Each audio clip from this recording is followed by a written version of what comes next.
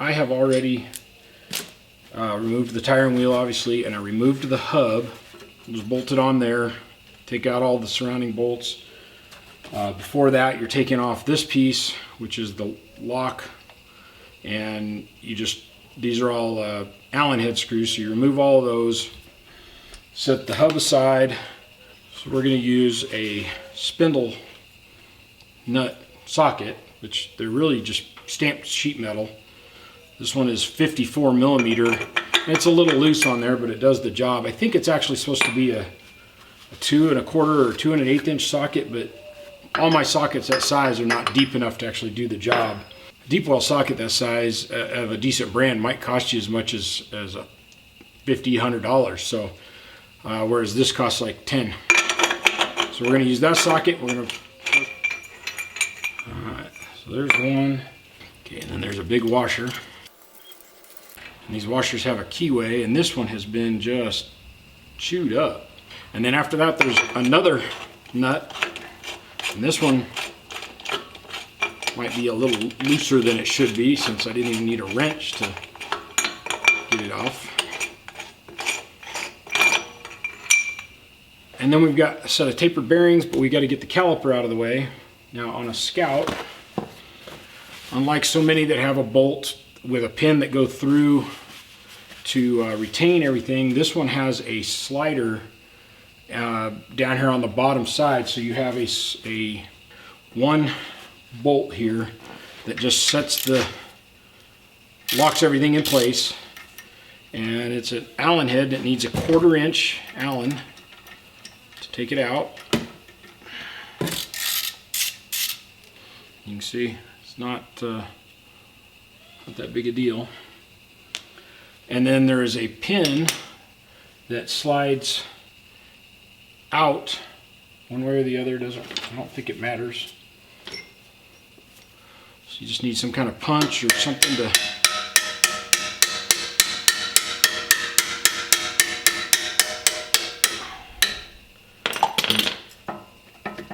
when you get close. So there's the piece, and it slides in like this. There's this spring on top. I've seen some kits that include the spring and others that don't. So don't lose that spring. Make sure you have a replacement before you get rid of that. And now the caliper is just sitting here. Now I've unhooked the hoses and everything because we're replacing all these parts.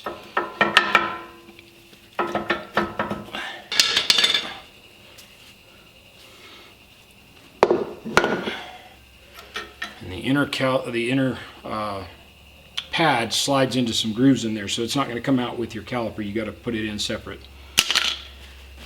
And that's pretty much it for where we're at. Now we can take the hub and the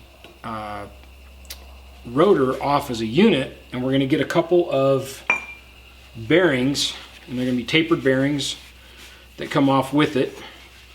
And then to separate the rotor from the hub, we have to either have to get in here and try and pry it all apart, or the easiest way is to knock the studs out. And I'm putting longer studs in anyway, so either way I got to do that same amount of work.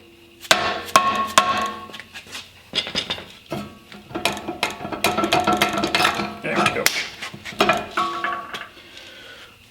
So there was another keyed washer in there, plus our bearing. Now, like I said, I'm wanting to replace all the seals, so you could go ahead and take that off the rest of the way and leave the rear bearing and seal encased in the hub, or anyway, thread the nut back on there. And once you get the nut back on, that will keep the bearing on the spindle. So just grab it, give it a good yank, and the whole back of everything on the inside, I guess is what I'm trying to say, will then come out. Slide it back. We're going to take that nut back off. Set it aside. And then you've got your rear bearing and the seal that retains it still there. We can try and clean some of this off. Just look at the condition of your spindle.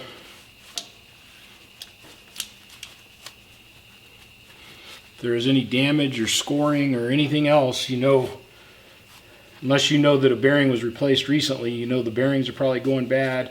The spindle may need to be replaced. There's all kinds of things that you can learn from just looking at the condition of that and the color. Should be a pretty nice, shiny, finished metal. See, this one has a nick right there in it. Won't affect the use, and so up here, this is really badly scored. So at some point, if not the current bearing,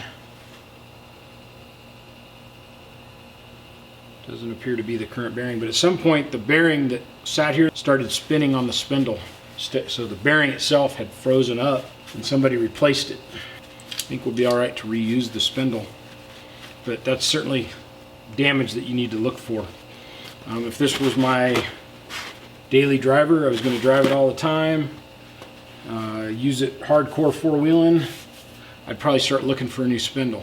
The good thing is this spindle, like I said, is the same one that would be on a Dana 44, and they were used on a lot of vehicles. So it's not something, I don't believe at least, that this is something specific to International. So the next thing we need to do is remove all these bolts. So these should be a 9/16. We're going to take all these off. Now they're a stud, so you don't need to worry about trying to hold the backside or anything.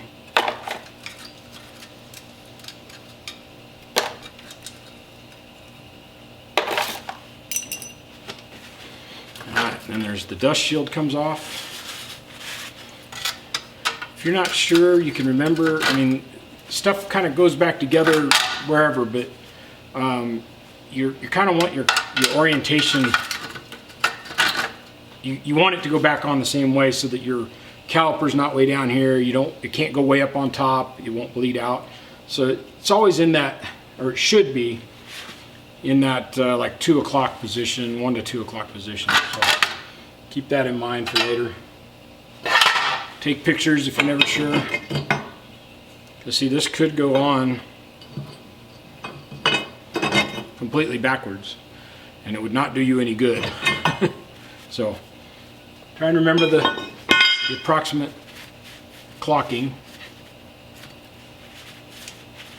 Alright, now this looks like that's a complete unit now, but there's actually a parting seam right there, and this piece will come off, but it is pressed into the knuckle. So we got to get that off, which usually just requires a bunch of brute force.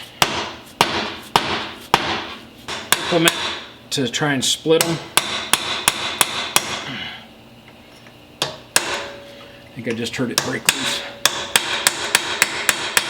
Yeah, it just broke loose, so I can see a little crack in there now.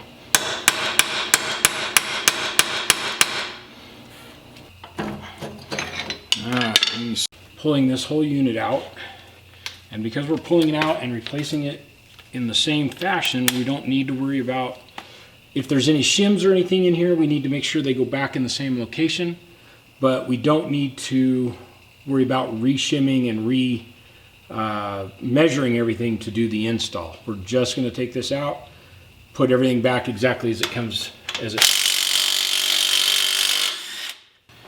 keep your caps organized so that whichever side they come off of, they go back to that same side. as this all comes out, there's our stems. So this shim was on this side, and this shim was on this side. And what we're going to do is we are going to look at the condition of the bearings while we're here, because no sense of taking all this apart and then if you had a bad bearing, not taking the opportunity to fix it at that time. So we'll check those in a little better detail here in a little bit. If you haven't ever been in here, this is your pinion gear. The ring gear is what we took out with the differential. These don't have, this one doesn't have lockers or anything fancy. It's just an open front end. So only one front tire spins. If you were going to do lockers, you would do all this same amount of work, and then you would put your locker in there, and depending on what kind it had, you'd have an airline or some system coming out to where you could turn it on and off. Overall, condition of everything in here looks pretty good. We need to, and I don't mean to keep putting my head in your way, but so I'm just going to stick my hand inside the axle tube. That's all inside that axle tube. And I want to flush as much of that out as I can. So I'm going to get, I was thinking I would flush it towards the inside. We'll probably end up doing both, but I think initially I'm going to try and flush the stuff out to the outside. And I'm going to leave the original seal in there until we've flushed it pretty well. So I need to get something to catch on both ends, so we don't just have a giant mess on the floor. So I'll be right back.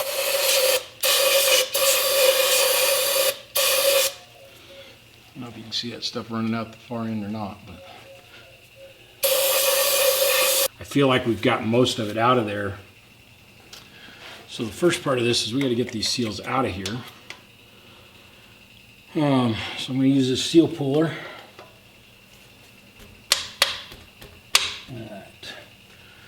You can see where the edge of it here is just, it's all chewed up from being beat in there. Now the dent and everything on this side is from me, but the rest of that damage was from somebody installing it.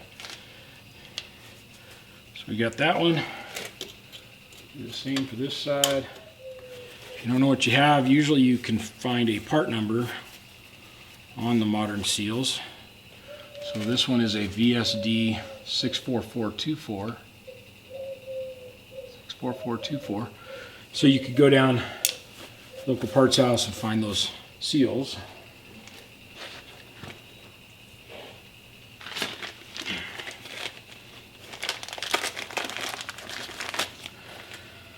I bought what is supposed to be an improved design.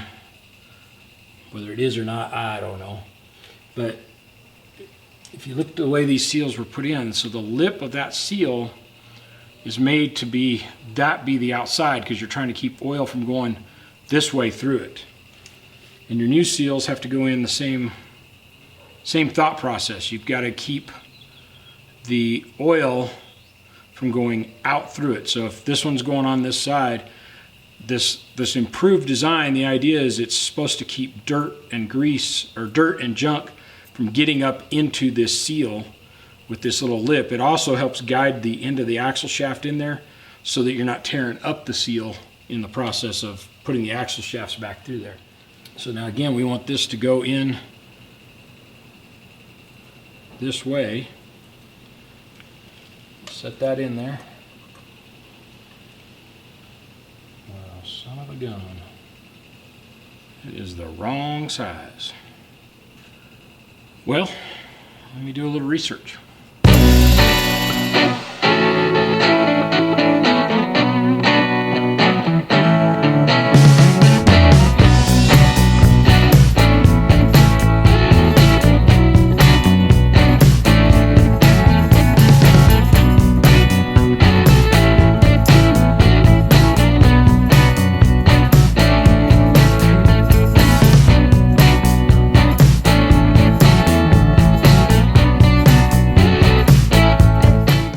Guys, well, I'm in the process here of putting some lugs in on the new rotors and the hub assembly.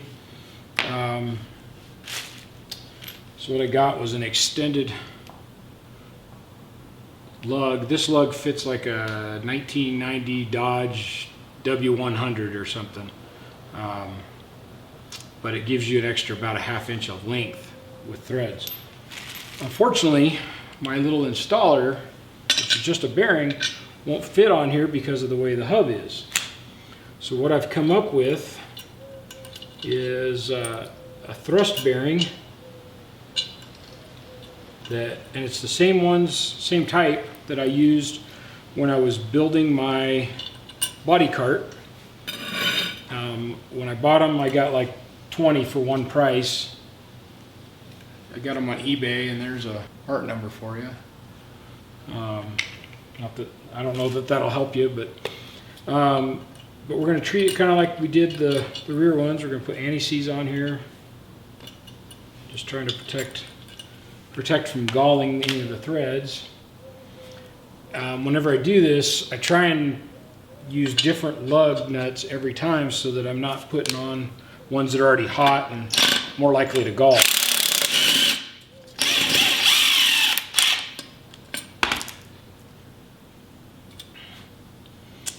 And we got this to stay in place.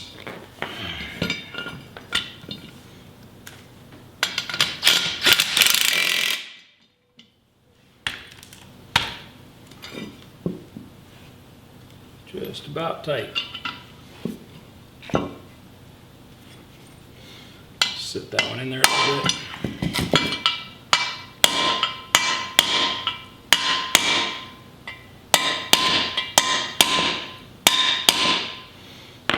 And yes, you can put them in by hitting them that hard, by hitting them quite a few times. You'll get them in there. And we've just got 2 more to go.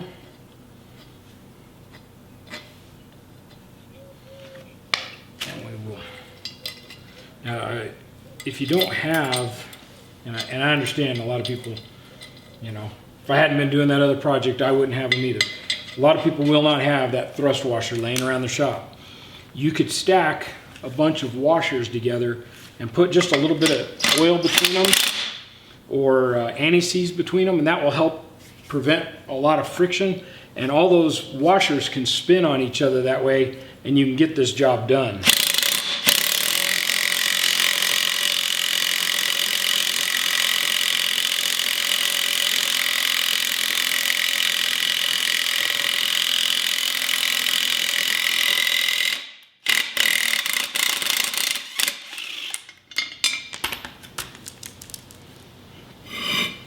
Got one more to go.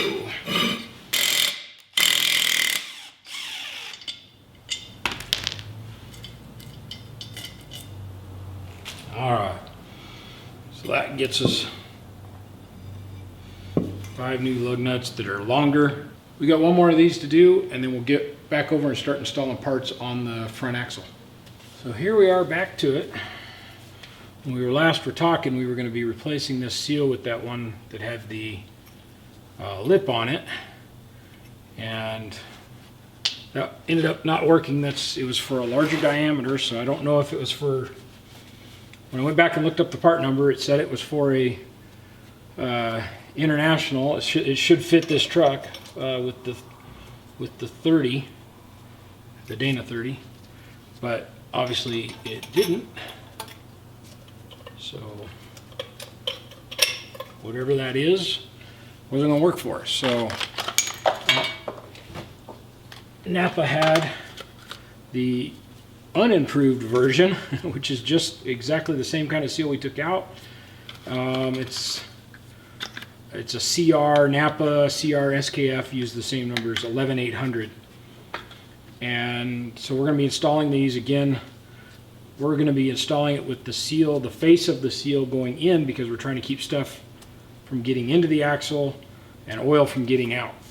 So just like in the past, or like I started to do yesterday, we're going to put a little bit of silicone on here.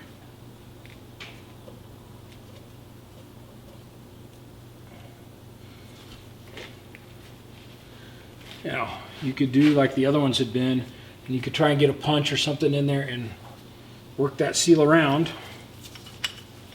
Or you can take one of these fancy tools. It goes up inside it. And over here, and you tighten this nut. You see that? So now we're going to tighten this nut, and this piece presses the seal in, and this is pushing against where the other seal will go. So when we're all done, did I get the right size wrench out? I did. So let's get that in place. And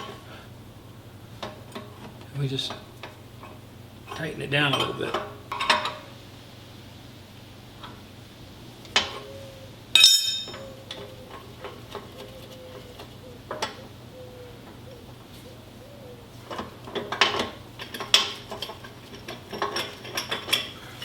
Feels like it's tight.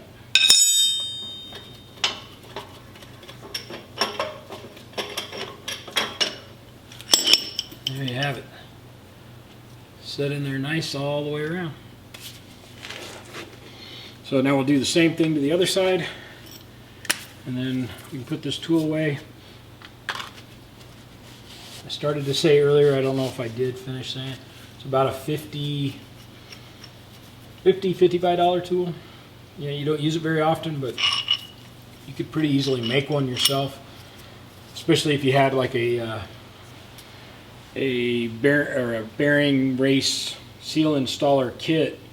You could use that on that side and just use a bolt and anything to push against the flat part of the housing there, which is all that does, you know. So you could make this pretty easily.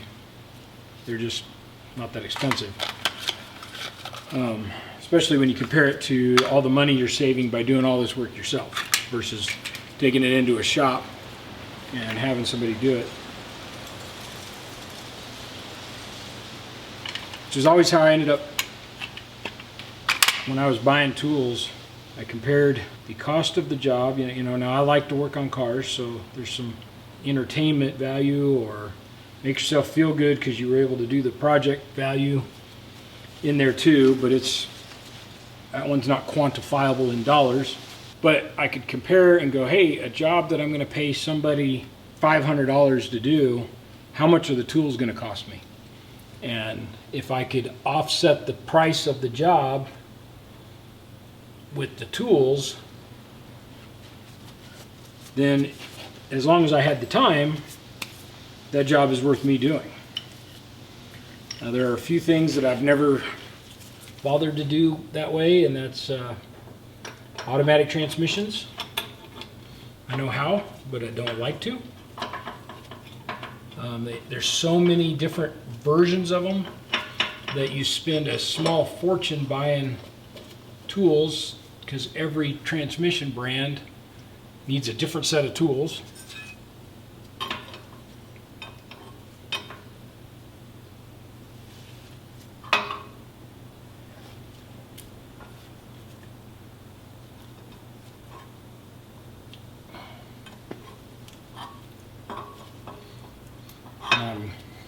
Sorry, I lost had to concentrate on what I was doing. After that, I got this one lined up a little better.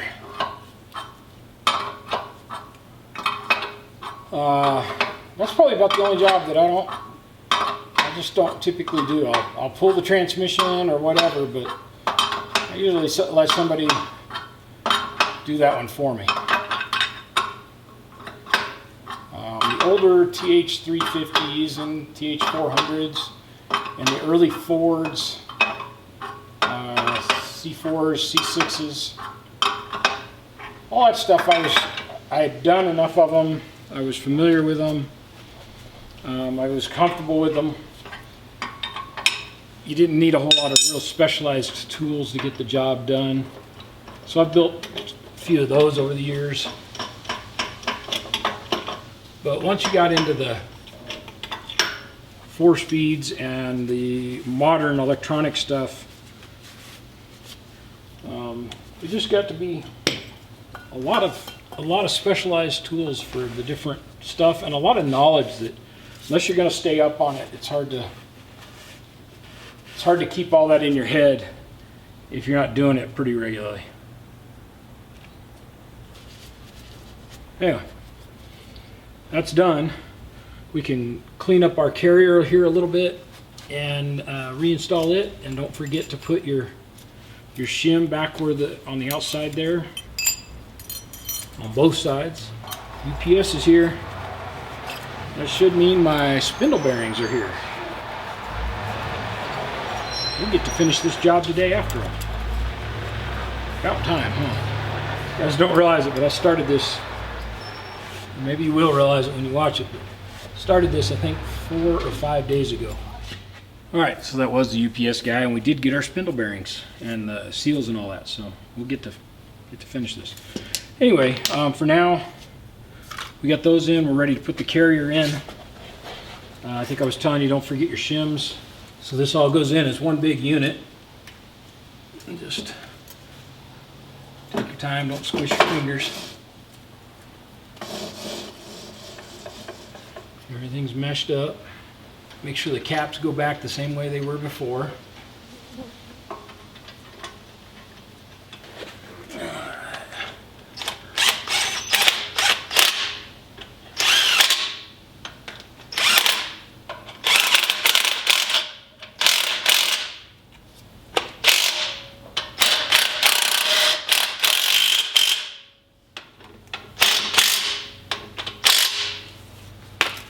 Just snugging those in for right this second. Keep feeling like there's got to be more dirt in there, but I think we've got it pretty well cleaned out. These are supposed to get 60 foot-pounds of torque, which I'm not sure I can do sitting down at this odd angle, but we'll try. And we're going to do it in 2 steps. So we'll go like maybe 40.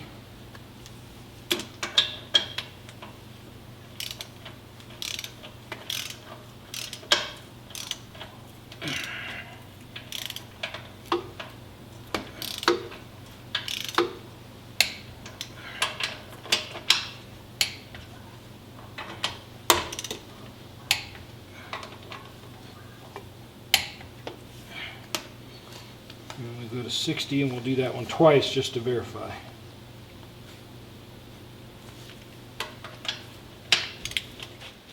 Alright, so I realize this is kind of difficult to see for you, but I didn't really have a good place to put the camera. What we're going to do is take this pinion nut off.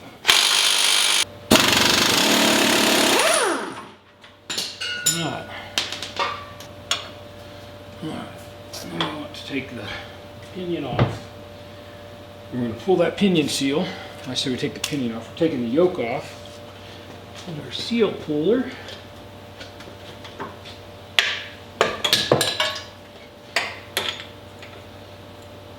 going to fit. And you can see this one has that little bit of orange around it. That's the silicone or whatever that the factory is putting on there. So on this one we just need to clean up where the seal is going to go.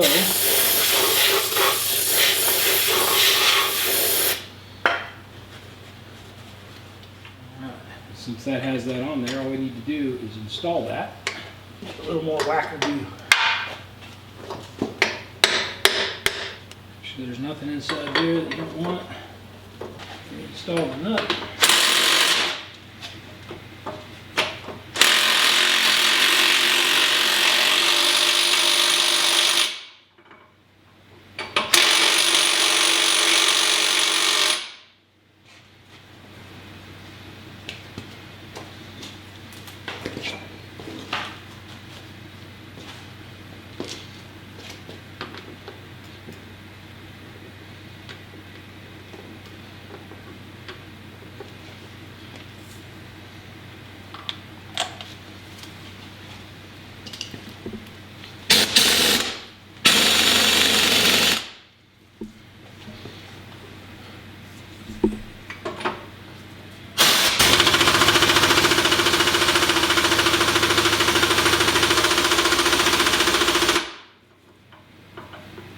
What we're doing because we didn't replace the crush sleeve, there's a little bit of play in there, and we're just going to take this up a little bit at a time until that play is gone.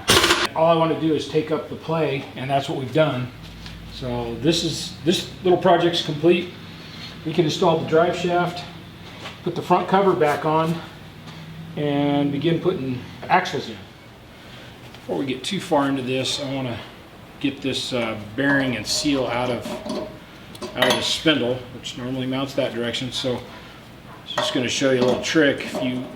Before you put the axle shaft in, you put that on, and then just use like 4 of the nuts that held it on, and they will just barely slide past the inner diameter here.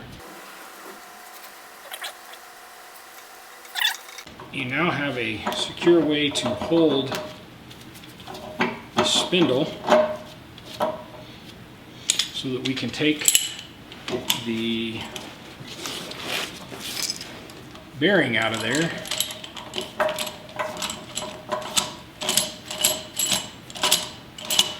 Use a slide hammer again.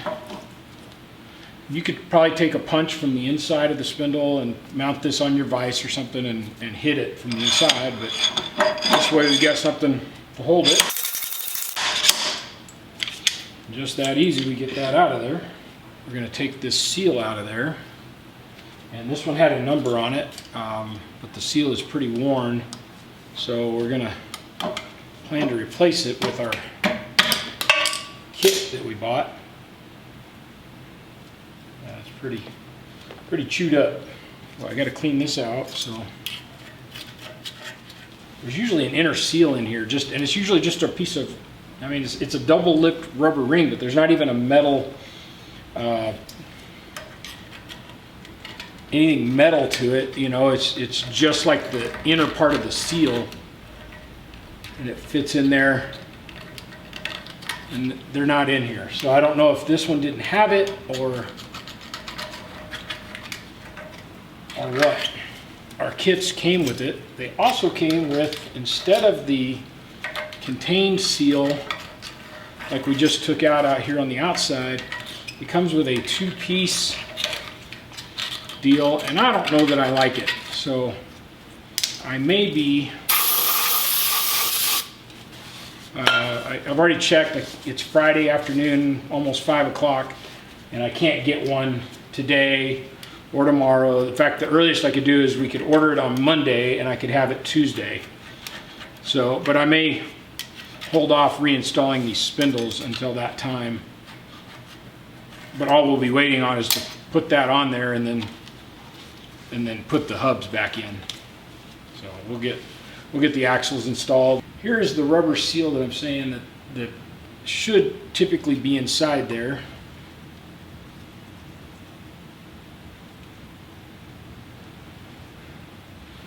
Fits really nice. And then this is what they gave me for the replacement for this. And I'm not too keen on it. I think it would work just fine, because essentially this would push up against, either way, whichever way you install it, would push up against there, and this collar would be able to apply a little bit of pressure.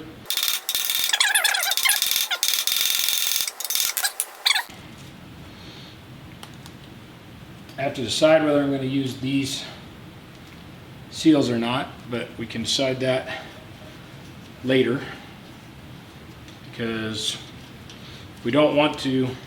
The only thing it costs us is waiting till Monday to get the rest of the parts. I'm going to put just a little bit of grease inside here, make sure it goes on that seal. We are going to get some stuff installed. So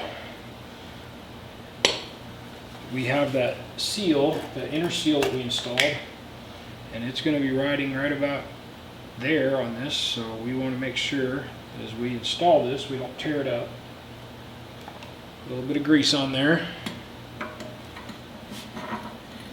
That's the short side, passenger side.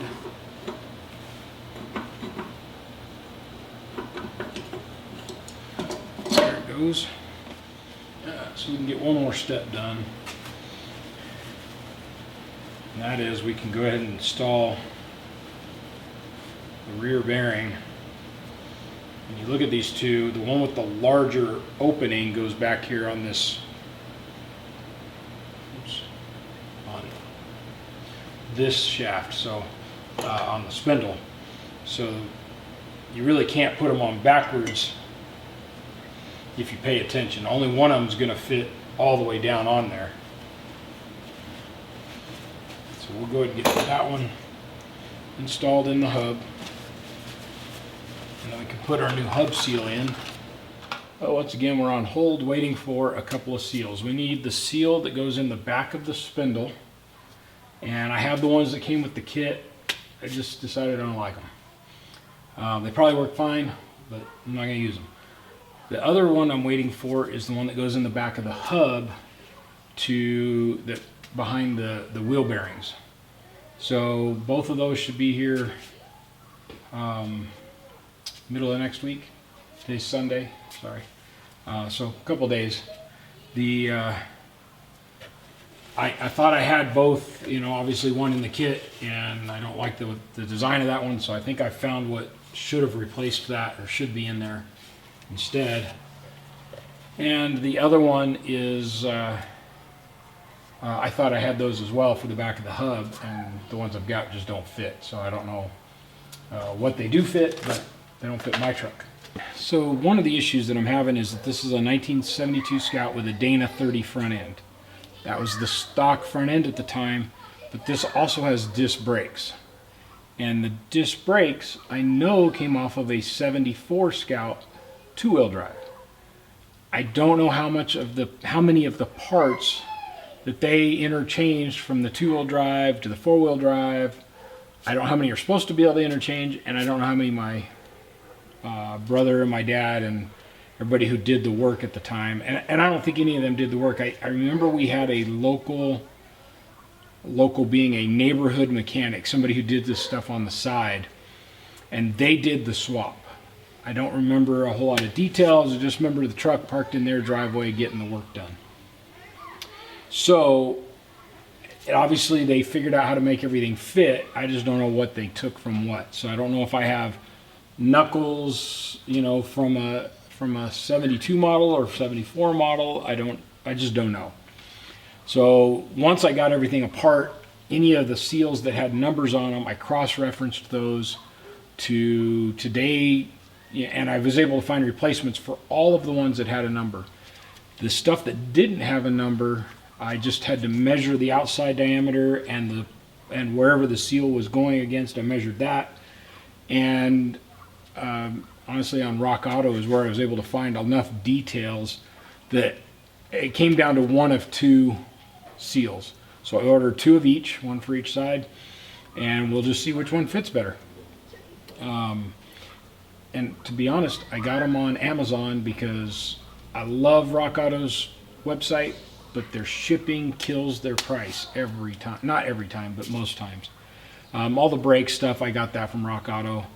And if you're really careful to make sure that you get it all coming from one shipping location, you tend to do all right. But when you're talking about a $3 seal and it's on $6 on Amazon, and Amazon still comes out cheaper, there's a question. So anyway, I do love their site, and I try to use them as much as I can, but because of the effort they've gone into to getting all that information gathered up. In the meantime, I rambled on there. In the meantime, though, I've shoved the axles back in, so we're ready to kind of bolt stuff on the outside whenever we get them. And I don't remember which company I ordered it from, but one of the Scout supply houses had this really cool aluminum differential cover, and it said Scout on the front, so I had to have it. There's even a little port here. If you've got air lockers, it's already plumbed for the ports, and so I'm not going to have air lockers, so I'll just make sure those are in good and tight. Right now they're loose, but they put thread tape on them and everything. I'll make sure the drain is in tight, and then we'll fill the fill plug is loose. But I'm going to spray this out one more time And I'm going to go ahead and mount this. It came with gasket material, or gasket sealer, black silicone, so it's kind of nice. It also came with a nice Allen head, looks like a stainless steel bolt. I do have to use, I'm going to use a factory gasket rather than just the silicone. So we'll get all that put together and get the cover on. All right, guys. Well, it's been over a week since we were last visiting with each other,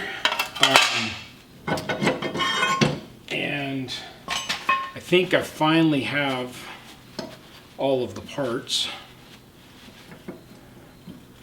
So we're going to try and go ahead and get this install finished up.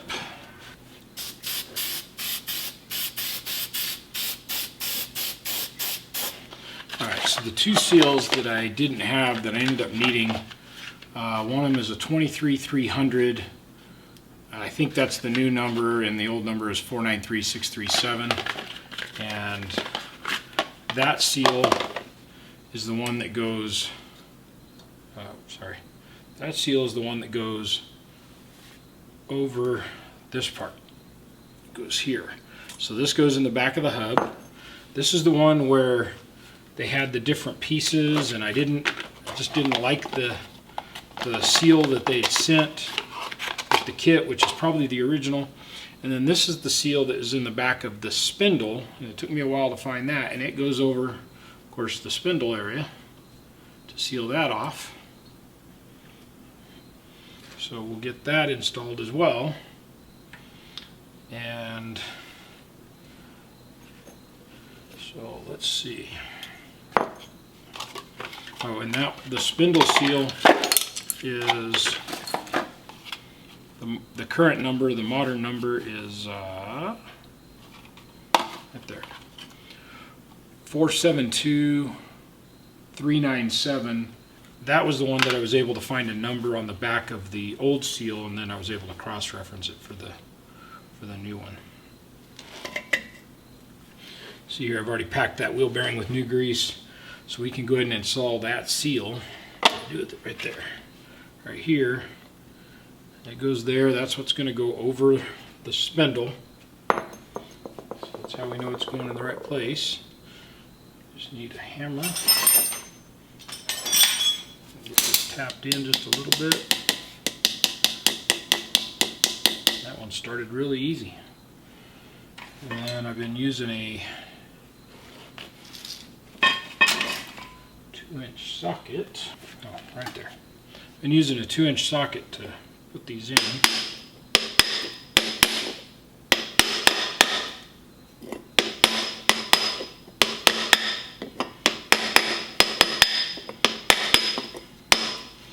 So that's installed. This is where we've already put the new bearings and the inner seal in there that was actually missing on this one originally, or recently. So again, tap this into place, get it started. So that we don't bend it. And that's it. We're going to get this one installed, so we're going to put just a little bit of grease on the seal, a little bit up here on the spindle, or on the axle shaft, I mean.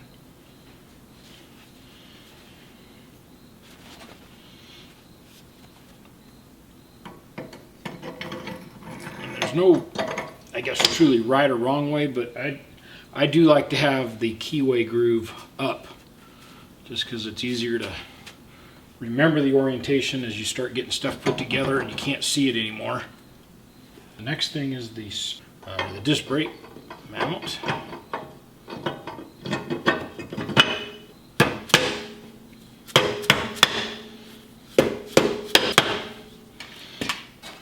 And our dust shield.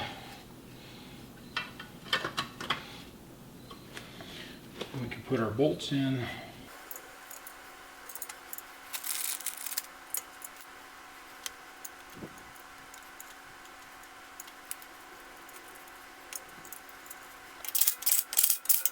Okay, we're tightening, or we're torquing these to 35 foot-pounds.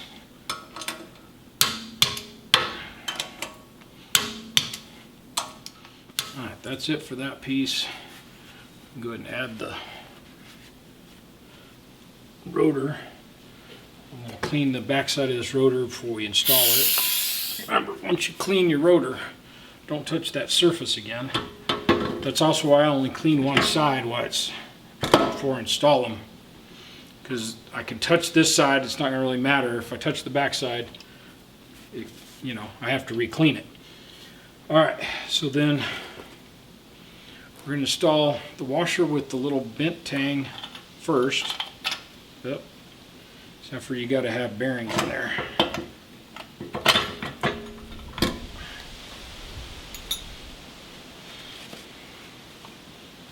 Okay, so we're going to install our packed wheel bearing.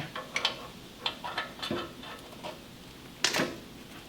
we're going to put the washer with the bent tang, so it's got the little L tang on it, and it goes in, and the tang goes in the slot. And then one of our spindle nuts.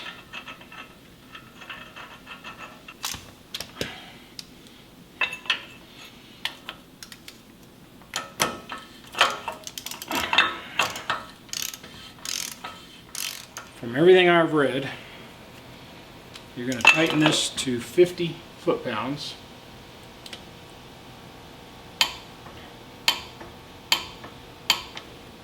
And then you're going to back it off a quarter of a turn.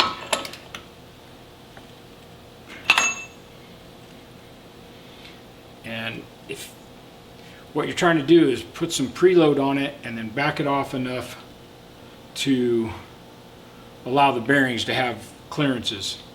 And so the basic is 50 pounds tight, back off 1/4 turn. So just get your torque wrench anywhere, back it off, and you're done. Next, you're going to install the smaller washer with the tang. It goes over that first nut we installed. We're going to install the second spindle nut. Once you get it snugged up, then you're going to tighten the second spindle nut to 50 foot-pounds also. And that's it. You're done with that one. Here. So now, because I don't tend to put gaskets on dry, we're going to go add just a little bit of silicone.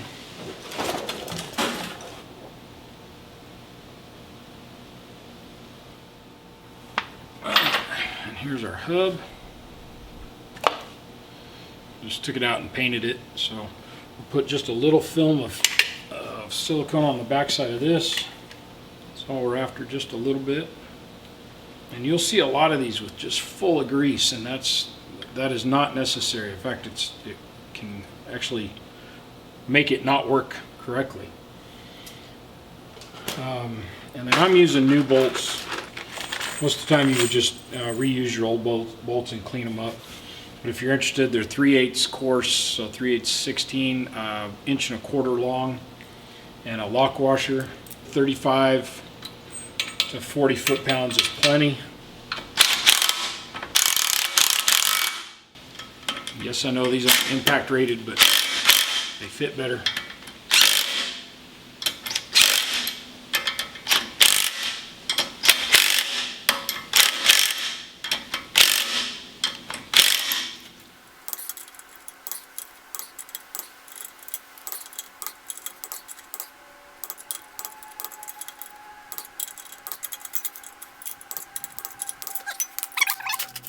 Move on to the snap ring.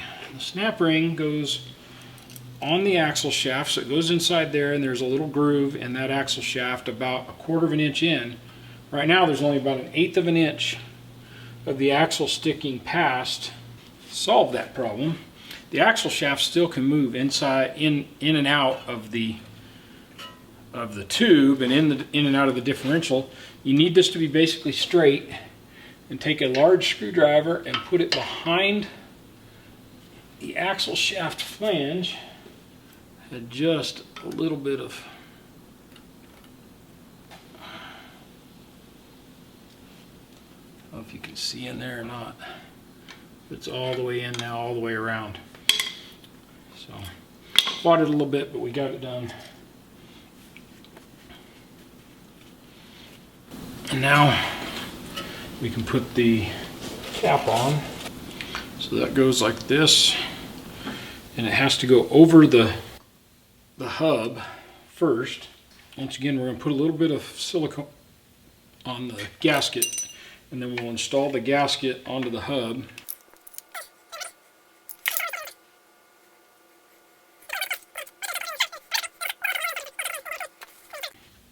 So then this has to go over everything, so you kind of got to have two hands to do it. And you kind of got to turn the gasket every which way to get it on there.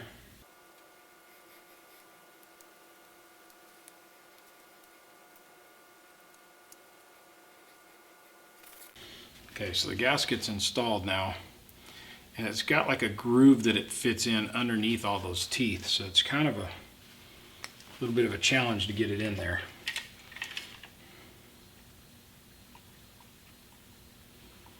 Don't put any in the threaded holes.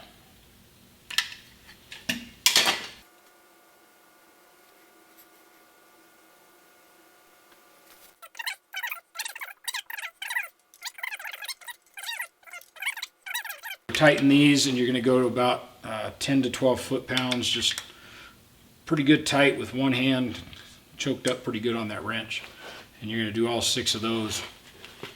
And then with all that done, it's all locked in. One of the ways you test this is right now the thing spins free and we're not turning the drive shaft over there. What we want to do is set one wheel on the ground, lock in one hub, and we should see the drive shaft spin when we spin the wheel. So if I turn this around to lock it in, see right now I can feel it's engaging the differential. If that tire was on the ground, it should spin the drive shaft, because that means that if we were out four-wheeling, this would be the wheel that would try and spin if we got stuck, or if that one was bound up. So we'll kind of come back to that and test it when we have the other wheel on, and we can do one or the other as we go. Alright, so in the meantime, we're going to clean the rotor.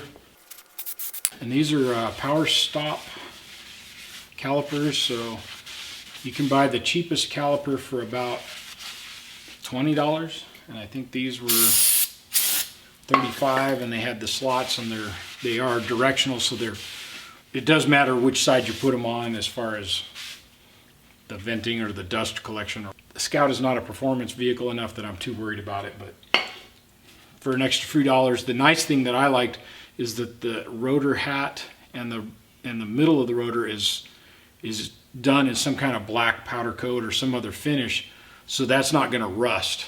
And that's really what kind of sold me on these years ago with other vehicles, is the only part that can get weather beaten is the actual braking surface.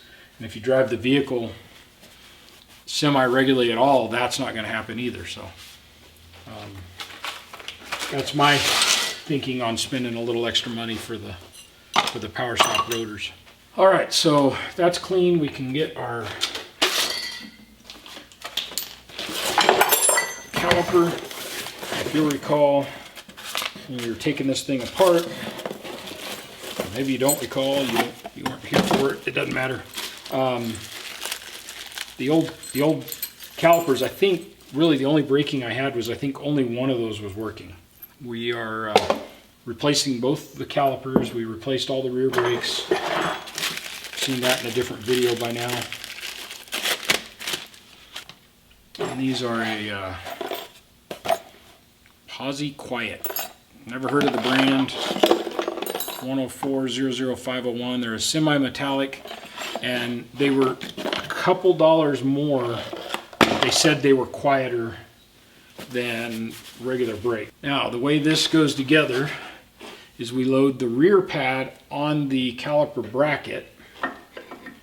There's 2 slots for it. All right, well, welcome back again. It's now been a week at least since we were starting to put the caliper on.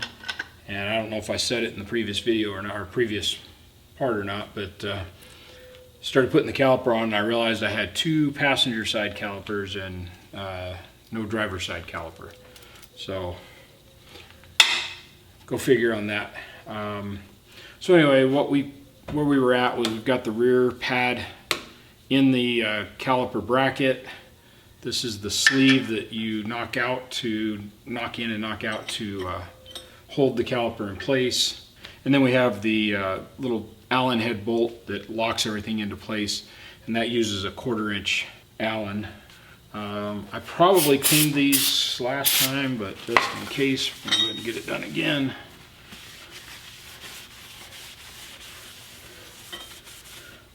I must have, because it's nice and clean. And then on our caliper, we're going to load the pad in it. It just clips over the edges there. And then with that in place, so we can set this caliper in place. Might need a little persuasion.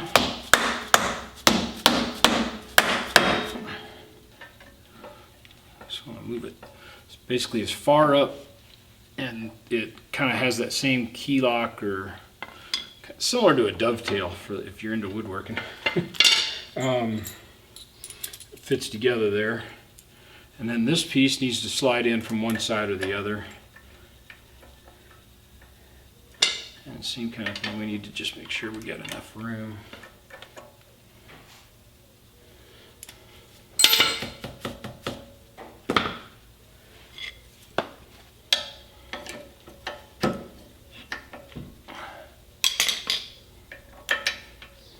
Looks like it's going to be easier from the back side.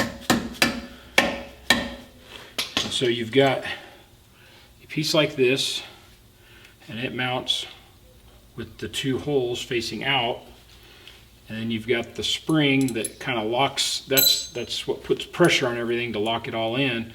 That needs to go in there, and then the bolt's going to go through one of these 2 holes, because these 2 parts are universal to either side. Anyway, caliper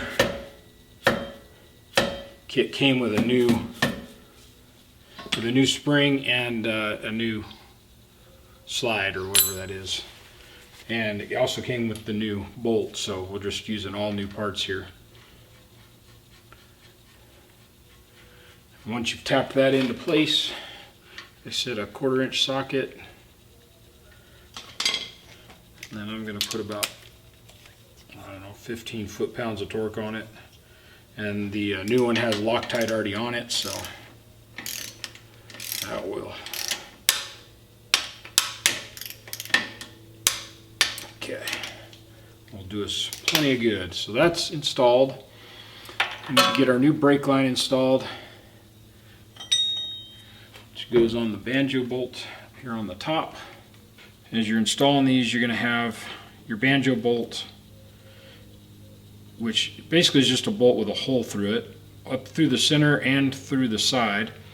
And you need a copper washer on one side, and then you need a copper washer on the other side. That's what seals this block to the caliper, so you don't get a leak there.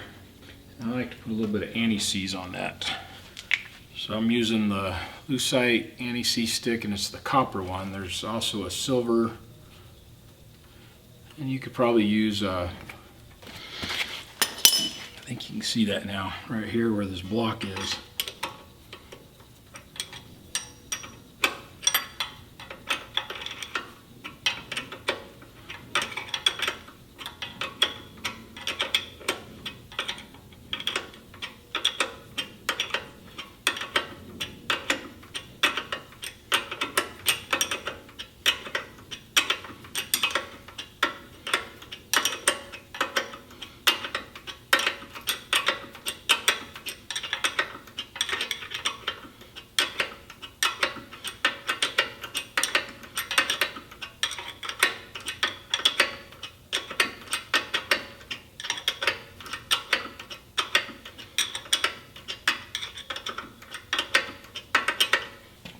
Angle this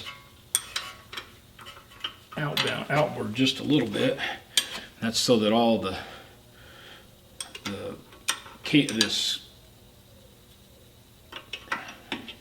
so all this hose doesn't get tied up into the tire, you know, as the suspension cycles. Good and tight. Take the hose out of the way of everything else. It's going to take a 7/16 inch wrench to tighten that up. All right. move through all the motion. Has plenty of slack in it so that when the suspension droops a little bit, it's got plenty and it's not going to get bound up on anything when the suspension comes together. So the next thing that we want to do is put a tire on here and check our locking hub like I was describing earlier. So I'll go ahead and let that side off the jack, put a tire on here, and I'll bring you back. I was going to show you the test with that tire on the ground and this tire locked in, that tire on the ground and the wheel hub unlocked, and this one locked, that we'd be able to see the drive shaft turn. Problem is I don't have the transfer case in neutral and I don't have a shifter on the transfer case, so I can't put it in neutral right now. And that's just another project for probably a few hours from now or a few days from now. But in the meantime, I went in and jacked that side back up, and that tire's off the ground. I locked in that hub and I locked in this hub, and you can now see that both tires are moving. They move in opposite directions because it's an open differential. And whereas if we unlock this hub, doesn't matter what we do, that tire won't spin. And if we lock this one in and unlock that one, same thing happens. So a couple ways you can test whether you installed the hubs correctly and the lockers are working and the locks are working. Like I said, if we could put the transfer case in neutral and then lock in one hub and put the other tire on the ground, we should be able to see it and spin the drive shaft as well. But this project's done. This thing is reconditioned.